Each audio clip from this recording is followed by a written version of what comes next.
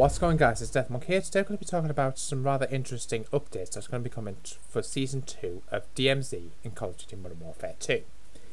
Now, a new exclusion zone is coming to DMZ along with several other important changes, but ensured weapon slots and permanent unlocks are here to stay. So it's been a thrilling first season of DMZ as the team at Infinity Ward has watched and played alongside you. We'll watch players chase weapons cases, hunt enemy squads, solve Building 21, and explore the many locked spaces of Al-Mazrah. We enjoyed the hard-pounding exfils, the daring boss fights, and the chaos of contracts against the impending radiation. We celebrate the eclipse of proximity chat and the simulation feature to group up and work together, or not work together. As we look ahead to Season 2, we want to share more details on what is coming with our growing DMZ ecosystem and how they plan to continue evolving the experience. So, the new locations.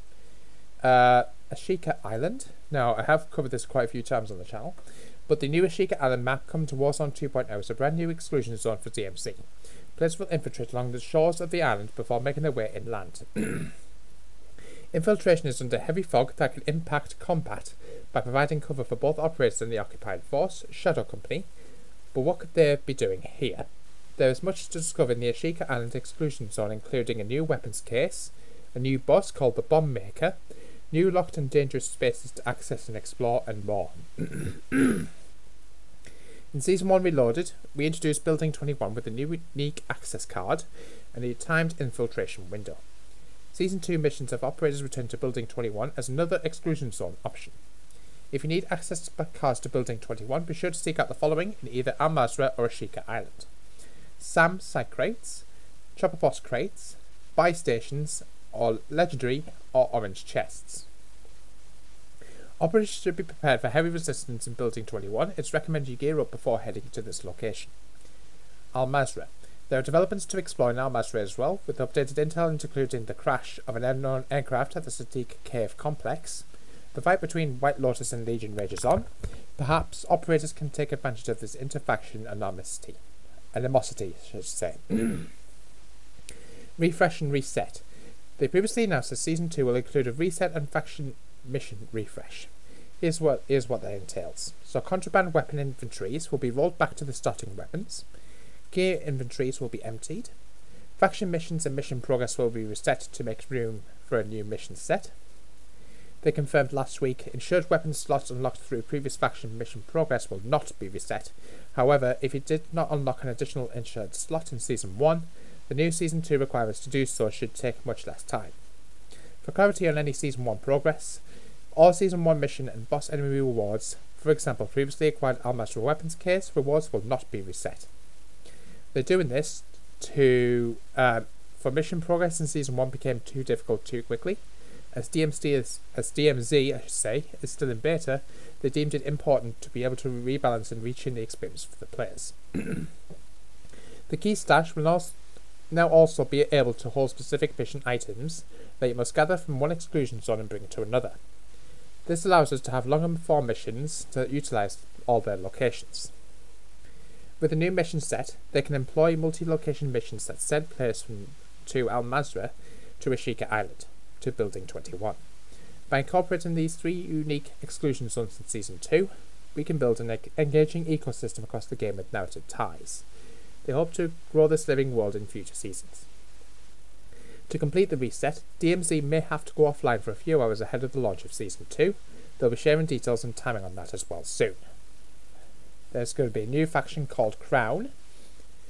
MWII owners will also have access to mission orders from a brand new fourth faction, Crown.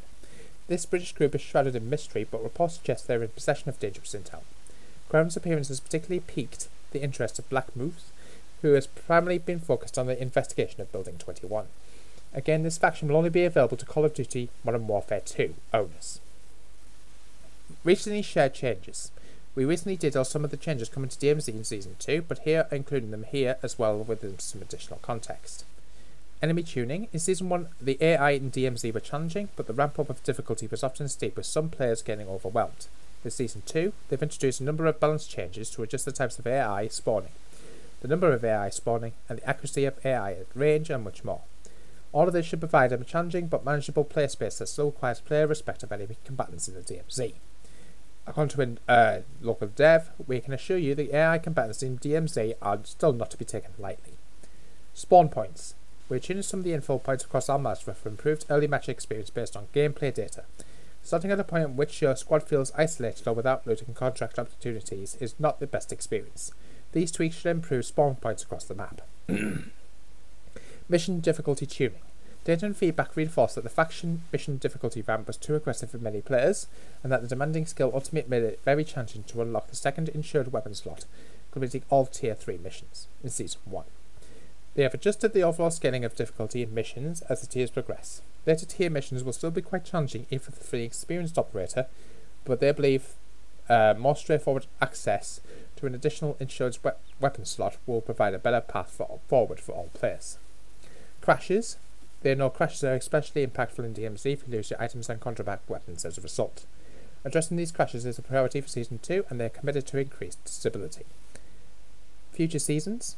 Future seasons will bring more changes to and new content to DMZ. While DMZ is still in beta, the hope is to continue getting feedback to shape future iterations of the game. They do not intend to apply a mission refresh every season. Instead, they're excited to try different approaches each season to continually improve the DMZ experience. More to come on this in the future. They're excited for us to jump into Season 2 on February 15th. Stay up to date on all things #Modern Warfare 2 and Warzone 2 by following the Infinity Ward and Call of Duty channels. And most importantly, stay frosty. So what are you guys' thoughts about this? Let me know in the comments box down below. Make sure you guys do check out my Building 21 videos that I've recently put up here on the channel, which I'll link down in the description and in the playlist. And I'll see you in the next one, guys. Make sure you guys smash the like button, subscribe button if you're new, hit the notification bell so to upload, and I'll see you in the next one. Until then, peace out.